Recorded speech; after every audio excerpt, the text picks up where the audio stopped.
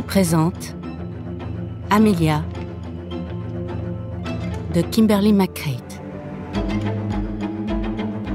Lu par Laetitia Godès.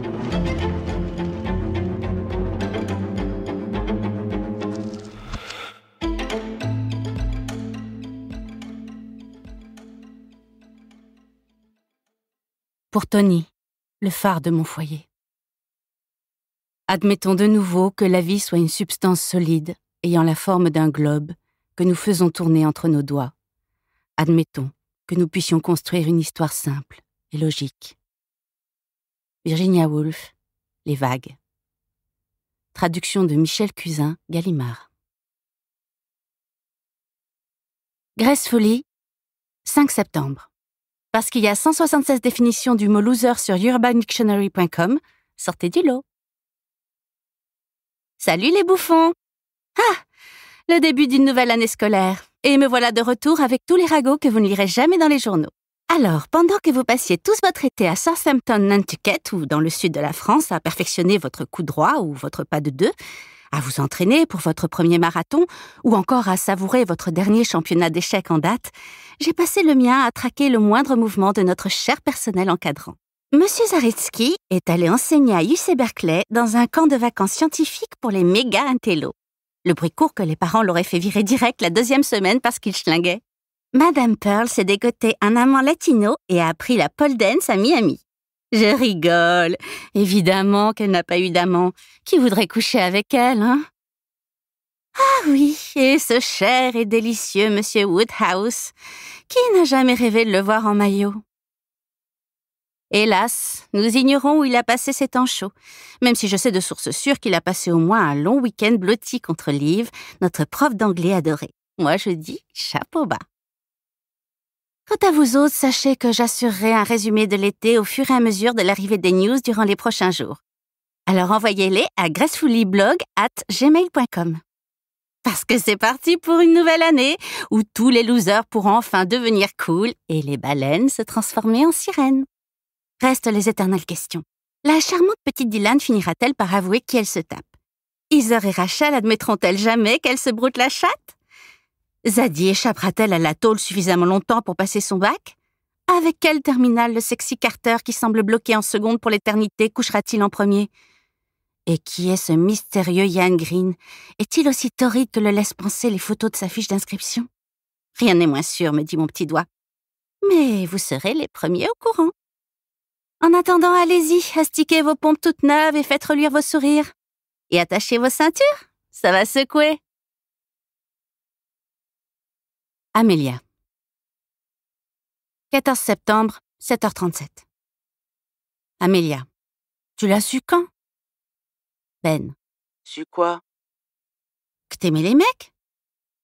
Je sais pas. Toujours, je crois. Impossible. C'est vrai, sérieux. Et tu l'as dit à tout le monde comme ça? En gros, ouais. On s'en fout de ce que pensent les autres.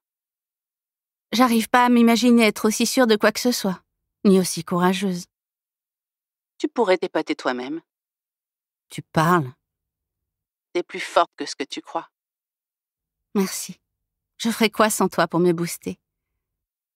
Tu mourrais. J'aime croire que des vies dépendent de moi. Quand est-ce qu'on passe du temps ensemble pour de vrai? C'est pas vrai, ça? Tu sais très bien ce que je veux dire. Je vais peut-être venir à NYC dans quelques semaines. Mon daron fait un voyage d'affaires. Et je pourrais te voir? Grave. OMG, sérieux? J'ai trop hâte. Kate. 24 octobre. Kate sut que Victor était furieux avant même de lever les yeux de ses notes et de voir la colère envahir son visage, tel un nuage menaçant. Dans la salle de conférence, on entendait les mouches voler. Tous, 5 avocats de Sloan Thayer et 10 d'Associated Mutual Bank, attendaient qu'il dise quelque chose. Au lieu de quoi, il s'adossa à son fauteuil, les mains soigneusement croisées sur les genoux. Avec ses cheveux poivre et sel et son costume parfaitement ajusté, il restait séduisant et digne, malgré son mécontentement évident. Au beau milieu de ce silence gêné, le ventre de Kate gargouilla. Elle se racla la gorge et s'agita sur son siège, espérant que personne n'avait entendu. Ce matin-là, la nervosité lui avait coupé l'appétit. Il y avait cette réunion, mais aussi la discussion qu'elle s'était préparée à avoir avec Amelia. Discussion qui n'avait jamais eu lieu. Contre toute attente, Amelia était partie au lycée avec le sourire et un signe guilleret de la main, laissant Kate en retard pour le travail et en excès d'adrénaline. Elle jeta un œil plein de convoitise à l'étalage interminable de bagels, de fruits et de sucreries disposés sur le buffet de la salle de conférence. Hélas, quand on dirige une réunion client à la place de Jeremy Firth, le responsable adoré du pôle contentieux chez Sloan Sayer, on ne se lève pas en plein milieu pour aller rafler un encas. « Vous vous rendez bien compte ?» déclara Victor en désignant Kate, « que se conformer à cette assignation rendra impossible toute objection ultérieure. »« Je comprends ta frustration, Victor, » répliqua Kate d'un ton calme, « mais l'autorité des marchés financiers, la SEC, est en droit de... »« En droit !» aboya Victor. « Elle surcompense, oui !» Kate soutint son regard qui lançait désormais des éclairs. Vaciller maintenant, ne serait-ce que d'un cheveu, serait fatal. Victor exigerait certainement de voir Jérémie, or, bien qu'associée, elle restait une collaboratrice junior. Il fallait qu'elle soit capable de gérer cette affaire seule. Et le mérite, alors, cela ne... Avant que Victor ne puisse exprimer le fond de sa pensée, le téléphone de la salle de conférence se mit à sonner, faisant sursauter l'assistance. Rebecca, leur collègue et subordonnée, s'empressa d'aller répondre tandis que Victor se retournait vers Kate. « Je veux que nos objections fassent partie du rapport officiel et je veux un budget alloué à tout ce bordel avant que quiconque ouvre un seul carton de documents. Si tu acceptes, tu récupères tous les dossiers. Marché conclu ?» Comme si Kate allait se mettre dans la poche les profits supplémentaires du cabinet.